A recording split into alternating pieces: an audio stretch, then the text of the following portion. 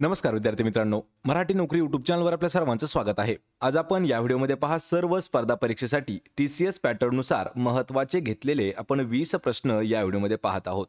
मित्रांनो, हे सर्वचे सर्व प्रश्न आपल्याला TCS पॅटर्ननुसार घेतलेले आहेत, जे आपल्याला प्रत्येक स्पर्धा परीक्षेसाठी इम्पॉर्टंट ठरणार आहेत. या व्हिडिओमध्ये आपण चालू घडामोडी, तलाठी प्रिव्हियस क्वेश्चन पेपर आणि मराठी व्याकरण असे सर्व मिक्स प्रश्न घेतलेले आहेत. आणि संपूर्ण हे प्रश्न 2023च्या तलाठी भरतीच्या प्रश्नपत्रिकेवरती आधारित आहेत. त्यामुळे आपल्याला या व्हिडिओची जर PDF डाउनलोड करायची असेल तर मराठी नोकरी या नावाने आपलं टेलिग्राम चॅनल आहे, सोबतच आपलं WhatsApp चॅनल देखील आहे. त्या दोघांच्याही लिंक मी तुम्हाला डिस्क्रिप्शनमध्ये दिलेले आहेत. आणि मित्रांनो, चॅनलवरती जर नवीन असाल तर लगेच आपल्या मराठी नोकरी या यूट्यूब चॅनलला सबस्क्राईब करून ठेवा, म्हणजे आपल्याला दररोज अशाच पद्धतीचे व्हिडिओज पाहायला मिळतील. चला तर व्हिडिओला सुरुवात करूया. तर पहा, आपला प्रश्न पहिला आहे, ब्रह्मपुत्रा नदीची उपनदी असलेली सुबनसिरी नदी खालीलपैकी कोणत्या राज्यातून वाहते? हा प्रश्न इम्पॉर्टंट आहे मित्रांनो. आणि प्रश्नाचं जर उत्तर येत असेल ना, तर प्रत्येक प्रश्नाचं उत्तर आपण 3 ते 5 सेकंदामध्ये कमेंट करून देण्याचा प्रयत्न करा, म्हणजे आपलं रिव्हिजन देखील याच व्हिडिओमध्ये होऊन जाईल. प्रश्न परत एक वेळा पहा. ब्रह्मपुत्रा नदीची असलेली एक उपनदी आहे, जिचं नाव आहे सुबनसिरी. ही जी नदी आहे ही कोणत्या राज्यामधून वाहते? तर ही वाहते पहा, ऑप्शन क्रमांक 3, तर अरुणाचल प्रदेश या राज्यामधून. आपण प्रत्येक प्रश्नाचं विश्लेषण देखील घेतलेलं आहे. यामध्ये पहा, सुबनसिरी ही नदी ट्रान्स हिमालय नदी आणि ब्रह्मपुत्राची सर्वात मोठी उपनदी आहे, जी तिबेटच्या शन्नान प्रांतातील लुंडसे परगणा आणि अरुणाचल प्रदेश आणि आसामच्या भारतीय राज्यांमधून वाहते.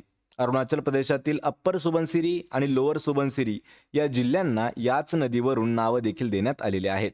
पर्याय क्रमांक 3 आपलं या प्रश्नाचं अचूक उत्तर होईल. यानंतरचा प्रश्न आहे, हमरी तुमरीवर येणे या वाक्प्रचाराचा योग्य अर्थ आपल्याला सांगायचा आहे. मित्रांनो, आपण कधी कधी म्हणतो पहा, हमरी तुमरीवर आला होता, म्हणजे याचा अर्थ नेमका काय आहे? तर याचा अर्थ आहे पहा, पर्याय क्रमांक 2, तर हमरी तुमरीवर येणे म्हणजे भांडण करणे. आणि अशाच पद्धतीचे जे वाक्प्रचार आहेत, जे आपल्याला परीक्षेच्या दृष्टीने महत्त्वाचे आहेत, त्यावर आपण एक डिटेलमध्ये व्हिडिओ घेतलेला आहे. त्याची लिंक मी तुम्हाला डिस्क्रिप्शनमध्ये दिलेली आहे. हमरी तुमरीवर येणे म्हणजे भांडण करणे. या ठिकाणी अजून आपण काही महत्त्वाचे वाक्प्रचार आणि त्यांचे अर्थ पाहूया. पहा, हमरी तुमरीवर येणे म्हणजे भांडण करणे, धूम ठोकणे म्हणजे पळून जाणे, पिच्छा करणे म्हणजे एखाद्याचा पाठलाग करणे, मग्न होणे म्हणजे एखाद्या गोष्टीमध्ये हरवून जाणे किंवा मनातून ती गोष्टीमध्ये विचार करत असणे. या ठिकाणी उत्तर काय होणार आहे आपलं? पर्याय क्रमांक 2, हमरी तुमरीवर येणे म्हणजे भांडण करणे. यानंतरचा प्रश्न आहे, खालीलपैकी कोणत्या देशाने जगातील पहिल्या कार्बन फायबर हायस्पीड ट्रेनचं अनावरण केलेलं आहे? या ठिकाणी हा देखील प्रश्न थोडासा महत्त्वाचा आहे. आणि हा जो प्रश्न आहे हा आपण करंट अफेअर्स 2025 मधील घेत आहोत. या ठिकाणी आपल्याला हा प्रश्न एक वेळा पोलीस भरतीला विचारण्यात सुद्धा आलेला आहे, म्हणजे हा प्रश्न आपण 24 मधील आहे, पण 25 मध्ये आपण मुद्दाम घेतलेला आहे. खालीलपैकी असा कोणता देश आहे की त्या देशाने जगातील पहिल्या कार्बन फायबर हायस्पीड ट्रेनचं अनावरण केलं? तर तो देश आहे पहा, पर्याय क्रमांक 2, तर चीन हा देश असणार आहे. यामध्ये काही महत्त्वाचे पॉईंट्स पहा. तर चीनने जगातील सर्वात पहिली कार्बन फायबर हायस्पीड ट्रेन जी आहे ती सादर केली आहे. आणि ही ट्रेन पारंपरिक स्टील ट्रेनच्या तुलनेमध्ये 7% कमी ऊर्जा वापरते आणि 87 मैल प्रति तास पर्यंत वेगाने धावू शकते. कोणता देश आहे? पर्याय क्रमांक 2, चायना.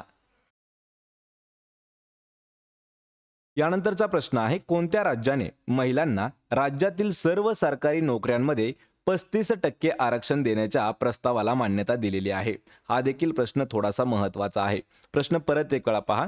असं भारतातील कोणतं राज्य ठरलं आहे की त्या राज्याने ज्या काही त्यांच्या राज्यामधील जेवढ्या सरकारी नोकरी असतील तर त्या सरकारी नोकऱ्यांमध्ये महिलांना किती टक्के? तर 35% आरक्षण देण्याचा जो एक प्रस्ताव आहे त्या प्रस्तावाला मान्यता दिली आहे. तर ते राज्य असणार आहे पहा, पर्याय क्रमांक 1, तर मध्य प्रदेश हे राज्य. म्हणजे कोणतं? MP हे राज्य. या ठिकाणी पॉईंट्स पहा. तर मध्य प्रदेश या राज्यामध्ये महिलांना सध्याच्या काळामध्ये जेवढ्या काही सरकारी नोकऱ्या असणार आहेत त्यामध्ये 33% ऐवजी 35% आरक्षण दिलं जाणार आहे. यापूर्वी किती होतं? यापूर्वी होतं 33 वरून केलेलं आहे पहा सध्या 35. आणि या राज्याचे मुख्यमंत्री कोण आहेत? मोहन यादव. तर मोहन यादव यांच्या अध्यक्षतेखाली झालेल्या मंत्रिमंडळाच्या एका बैठकीमध्ये या प्रस्तावाला मान्यता देण्यात आलेली आहे. पर्याय क्रमांक 1 आपलं या प्रश्नाचं उत्तर होईल. यानंतरचा प्रश्न आहे, पिकाची राखण करण्यासाठी घातलेला मांडव याबद्दल एक शब्द आपल्याला सांगायचा आहे. मित्रांनो, हा प्रश्न खूप महत्त्वाचा आहे. जे जुने लोक आहेत ना त्यांना हा शब्द जशास तसा माहीत होतो. लक्षात ठेवा. तर पिकाची राखण करण्यासाठी जो घातलेला मांडव असतो तर त्याला म्हटलं जातं पर्याय क्रमांक 4 मचाण. लक्षात ठेवा, मचाण म्हणजे काय असतं की शेतामध्ये एक मांडव घातला जातो आणि त्या मांडवावरून पिकाची राखण केली जाते, त्याला म्हटलं जातं मचाण. मचाण म्हणजे काय? पिकाची राखण करण्यासाठी घालण्यात आलेला मांडव. या ठिकाणी एक शब्द आहे पहा, तगाई. तगाई म्हणजे काय? तर शेतकऱ्यांना मिळणारं सरकारी कर्ज, त्याला तगाई म्हणतात. यानंतर आहे पहा चावडी. तर चावडी म्हणजे काय? तर गावच्या कामकाजाची जागा. आणि पडळ म्हणजे काय असतं? तर पडळ म्हणजे शेतात बांधलेली पडवी. मचाण म्हणजे काय? पिकाची राखण करण्यासाठी घातलेला मांडव. पर्याय क्रमांक 4 आपलं या प्रश्नाचं उत्तर होईल. यानंतरचा प्रश्न आहे, खालीलपैकी कोणी 1787 मध्ये इंडियन नॅशनल सोशल कॉन्फरन्सची स्थापना केली होती? मित्रांनो, हा प्रश्न खूप महत्त्वाचा आहे. पहा, या ठिकाणी आपण म्हणू शकतो एक संस्था आहे इंडियन नॅशनल सोशल कॉन्फरन्स, याची स्थापना कोणी केली होती? तत्पूर्वी आपल्याला अजून एक प्रश्न आहे की ती कधी केली होती? तर लक्षात ठेवायचं आहे 1887 या वर्षात केली होती. कोणी केली होती? तर या प्रश्नाचं योग्य उत्तर असणार आहे महादेव गोविंद रानडे यांनी. ऑप्शन क्रमांक 3 आपलं या प्रश्नाचं योग्य उत्तर होणार आहे. तर महादेव गोविंद रानडे यांनी इंडियन नॅशनल सोशल कॉन्फरन्स याची स्थापना ही 1887 मध्ये केलेली आहे. पर्याय क्रमांक 3 आपलं उत्तर होईल. यानंतरचा प्रश्न आहे, कोणत्या महानगर प्रदेशाला जागतिक आर्थिक केंद्र म्हणून विकसित करण्याबाबत नीती आयोगाने एक अहवाल तयार केलेला आहे? मित्रांनो, हा प्रश्न करंट अफेअर्स 2024 चा असणारा प्रश्न आहे. प्रश्न परत एक वेळा पहा, असं कोणतं महानगर आहे किंवा कोणता महानगर प्रदेश आहे ज्याला जागतिक आर्थिक केंद्र म्हणून विकसित करण्याच्या बाबतीमध्ये नीती आयोगाने एक त्याचा अहवाल तयार केलेला आहे? तर ते कोणतं आहे? या ठिकाणी उत्तर काय होईल आपलं? ऑप्शन क्रमांक 1 तर मुंबई हे आपलं योग्य उत्तर होईल. यामध्ये काही महत्त्वाचे पॉईंट्स आहेत, तर पॉईंट्समध्ये पहा, मुंबई महानगर प्रदेशाला जागतिक आर्थिक केंद्र म्हणून विकसित करण्याबाबत नीती आयोगाने तयार केलेल्या अहवालाचे 12 सप्टेंबर 2024 रोजी सह्याद्री अतिथीगृहामध्ये प्रकाशन झालं आहे. यावेळी मुंबई महानगर क्षेत्र विकास प्राधिकरण आणि वर्ल्ड इकॉनॉमिक फॉरम यांच्या वर्ल्ड इकॉनॉमी हब यासाठी सामंजस्य करार सुद्धा करण्यात आलेला आहे. पर्याय क्रमांक 1 आपलं या प्रश्नाचं उत्तर होईल. यानंतरचा प्रश्न आहे, विश्व भारती विद्यापीठाची स्थापना खालीलपैकी कोणत्या व्यक्तीने केलेली आहे? मित्रांनो, यापूर्वी आपण एक व्हिडिओ घेतलेला आहे की त्या व्हिडिओमध्ये इतिहासात जेवढे काही महत्त्वाचे विद्यालय आहेत, म्हणजे कॉलेज आहेत, विद्यापीठ आहेत, संस्था असणार आहेत, ज्या कोणी कोणी स्थापन केल्या त्या सर्वांची नावं आणि त्यांनी स्थापन केलेल्या संस्थेवरती आपण एक व्हिडिओ घेतलेला आहे. त्यातीलच हा एक प्रश्न आहे, विश्व भारती विद्यापीठ याची स्थापना कोणी केली आहे? तर याची स्थापना केलेली आहे ऑप्शन क्रमांक 1 तर रवींद्रनाथ टागोर यांनी विश्व भारती विद्यापीठाची स्थापना केली. आणि ही जी स्थापना आहे ही 23 डिसेंबर 1921 रोजी रवींद्रनाथ टागोर यांनी केलेली आहे. कोणत्या ठिकाणी केलेली आहे हे मला आपण कमेंट करून सांगायचं आहे. आणि विश्व भारती विद्यापीठाचे जे कुलपती असतात तर ते भारताचे पंतप्रधान असतात. म्हणजेच पर्याय क्रमांक 1 आपलं या प्रश्नाचं उत्तर होईल. यानंतरचा प्रश्न आहे, खालील वाक्यातील उद्देश आपल्याला ओळखायचा आहे. वाक्य पहा, मुलाने दप्तर भरले. तर या वाक्यामधील उद्देश कोणता असणार आहे? उद्देश म्हणजे काय? तर वाक्यामध्ये येणारा कर्ता. आणि विधेय म्हणजे काय? तर वाक्यातील येणारं क्रियापद. या ठिकाणी हे दोन शब्द लक्षात ठेवा, उद्देश आणि विधेय. उद्देश म्हणजे कर्ता, विधेय म्हणजे क्रियापद. तर या वाक्यामधील आपल्याला काय विचारलंय की उद्देश म्हणजे काय? तर कर्ता कोण आहे आपल्याला असं सांगायचं आहे. तर या वाक्यामध्ये कर्ता असणार आहे पहा पर्याय क्रमांक 2 तर मुलगा हा कर्ता आहे. कारण वाक्यातील कर्ता जो आहे हा ओळखता येतो कधी? लक्षात ठेवायचे. प्रश्न थोडासा मित्रांनो हा देखील महत्त्वाचा आहे.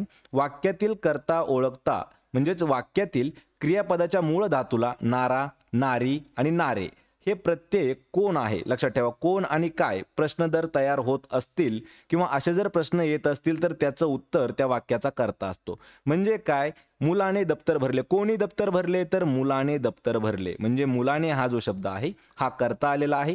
दप्तर हे कर्म आहे आणि भरले हे क्रियापद आहे. पर्याय क्रमांक 2 आपलं या प्रश्नाचं योग्य उत्तर होईल. यानंतरचा प्रश्न आहे, पिकांचे नुकसान कमी करण्यासाठी कोणत्या राज्याने नीलगाय आणि रानडुक्कर यांना मारण्यास मान्यता दिलेली आहे? हा देखील प्रश्न थोडासा महत्त्वाचा आहे. तर असं खालीलपैकी कोणतं राज्य आहे किंवा कोणतं राज्य सरकार आहे की त्या राज्य सरकारने एक मान्यता दिलेली आहे? कशासाठी? तर नीलगाय आणि रानडुक्कर यांना मारण्यासाठी मान्यता दिलेली आहे. का त्यांना मारायचं आहे? तर पिकांचं नुकसान कमी व्हावं म्हणून. आणि ते जे राज्य आहे ते आहे पर्याय क्रमांक 4 तर बिहार या राज्याने पिकांचं नुकसान कमी करण्यासाठी नीलगाय आणि रानडुक्कर जे आहे यांना मारण्यासाठी मान्यता दिलेली आहे. पर्याय क्रमांक 4 आपलं या प्रश्नाचं उत्तर होणार आहे. प्रश्न क्रमांक 11 आहे. भारतात 1897 मध्ये 130 किलोवॅटचा पहिला लहान जलविद्युत प्रकल्प कोणत्या ठिकाणी सुरू झाला होता? या ठिकाणी सर्वात पहिल्यांदा वर्ष लक्षात ठेवायचं आहे. 1897 या वर्षी 130 किलोवॅटचा पहिला लहान जलविद्युत प्रकल्प कोणत्या ठिकाणी सुरू झाला? तर तो झाला होता पहा ऑप्शन क्रमांक 1 तर दार्जिलिंग या ठिकाणी. यावरती मित्रांनो आपल्याला विशेष असे MPSC मध्ये सुद्धा प्रश्न विचारण्यात आले होते. तर या ठिकाणी पहा स्पष्टीकरण काय असेल? 1897 मध्ये 130 किलोवॅटचा पहिला लहान जलविद्युत प्रकल्प दार्जिलिंग या ठिकाणी सुरू झाला होता. भारतातील पहिला जलविद्युत प्रकल्प हा पश्चिम बंगालमधील दार्जिलिंग या ठिकाणी स्थापन करण्यात आला होता आणि हा जलविद्युत प्रकल्प आशियातील सर्वात पहिला जलविद्युत प्रकल्प देखील आहे. या ठिकाणी लक्षात ठेवायचे 2 प्रश्न खूप महत्त्वाचे आहेत. वर्ष कोणतं आहे? 1897. जर आपल्याला राज्य विचारलं तर राज्य कोणतं आहे? राज्य आहे पहा पश्चिम बंगाल. आणि ठिकाण जर विचारलं तर ठिकाण आहे पहा त्याचं दार्जिलिंग. ऑप्शन क्रमांक 1 आपलं या प्रश्नाचं अचूक उत्तर होणार आहे. यानंतरचा प्रश्न आहे. भारतीय राज्यघटनेच्या अनुच्छेद 51A मध्ये कशाबाबत चर्चा करण्यात आलेली आहे? म्हणजे अनुच्छेद 51A आहे तर त्यामध्ये कोणत्या गोष्टी समाविष्ट करण्यात आलेल्या आहेत? या ठिकाणी आपलं योग्य उत्तर काय होणार आहे? ऑप्शन क्रमांक 1 तर त्या ठिकाणी मूलभूत कर्तव्य जे आहेत, लक्षात ठेवा मूलभूत कर्तव्य आणि मूलभूत हक्क. तर 51A मध्ये मूलभूत कर्तव्य जे आहेत ते ॲड करण्यात आलेले आहेत. ज्यावेळी मूळ राज्यघटना लागू करण्यात आली होती त्यावेळी राज्यघटनेमध्ये मूलभूत कर्तव्यांचा समावेश केलेला नव्हता आणि भारतीय संविधानात मूलभूत कर्तव्यांचा समावेश हा करण्यासाठी तत्कालीन काँग्रेस सरकारने 1976 साली स्वर्णसिंह समितीची स्थापना केली होती आणि राज्यघटनेच्या 51A म्हणजे अनुच्छेद 51A मध्ये हा जो आहे तर यामध्ये मूलभूत कर्तव्य यावरती चर्चा करण्यात आलेली आहे. पर्याय क्रमांक 1 आपलं या प्रश्नाचं उत्तर होईल. प्रश्न क्रमांक 13 आहे. 1925 मध्ये भारतीय कम्युनिस्ट पक्षाची स्थापना कोणत्या ठिकाणी झाली होती? या ठिकाणी सुद्धा आपल्याला 2 प्रश्न तयार होतात. पहिला प्रश्न काय की भारतीय कम्युनिस्ट पक्ष म्हणजे कोणता जो CPI पक्ष आहे याची स्थापना कधी झाली? 1925 या वर्षी झाली. पण या ठिकाणी प्रश्न विचारला आपले की कोणत्या ठिकाणी झाली? तर मित्रांनो हा प्रश्न इम्पॉर्टंट आहे. तर याची स्थापना ही कानपूर यामध्ये झालेली आहे. पर्याय क्रमांक 3 आपलं या प्रश्नाचं योग्य उत्तर होईल. प्रश्न लक्षात ठेवाय 1925 मध्ये भारतीय कम्युनिस्ट पक्षाची स्थापना कानपूर या ठिकाणी करण्यात आली. भारतीय कम्युनिस्ट पार्टी हा म्हणजेच काय आहे? भारतीय कम्युनिस्ट पक्ष. तर भारतीय कम्युनिस्ट पक्षाची स्थापना MN राय यांनी केलेली आहे. पर्याय क्रमांक 3 आपलं उत्तर होईल. प्रश्न क्रमांक 14 आहे. आकाश ढगांनी भरलेले होते. ढगांनी भरलेले यासाठी शब्दसमूहाबद्दल एक शब्द सांगायचा आहे. या ठिकाणी आपल्याला एक वाक्य दिलेलं आहे. आकाश ढगांनी भरलेले होते. त्यामधील जो शब्द आहे ढगांनी भरलेले तर हा शब्दसमूह यासाठी एक शब्द सांगायचा आहे. त्याला आपण काय म्हणतो पहा? मेघाच्छादित. लक्षात ठेवा. पर्याय क्रमांक 3 मेघाच्छादित म्हणतो आपण. म्हणजे काय? तर आच्छादित म्हणजे काय? तर झाकलेलं किंवा त्या ठिकाणी भरून आलेलं. तर ढगांनी भरलेले यासाठी मेघाच्छादित हा शब्द तयार होणार आहे आणि त्याचे मेघाचे समानार्थी शब्द मेघाचे म्हणजे कोण? तर मेघ. लक्षात ठेवा. मेघ म्हणजे कोण? मेघ म्हणजे ढग, अंबर, अब्र, अंबुद आणि पयोदर. पयोद हे जे शब्द आहेत हे मेघ किंवा ढगासाठी समानार्थाचे शब्द आहेत. आणि आपल्याला जर 500 पेक्षा जास्त TCS पॅटर्नचे समानार्थी शब्द पाहायचे असतील तर त्याची लिंक मी तुम्हाला डिस्क्रिप्शनमध्ये दिलेली आहे. या प्रश्नाचं उत्तर होणार आहे आपलं पर्याय क्रमांक 3. प्रश्न क्रमांक 15 आहे. मध्य प्रदेश राज्यातील पन्ना जिल्हा खालीलपैकी कशासाठी प्रसिद्ध आहे?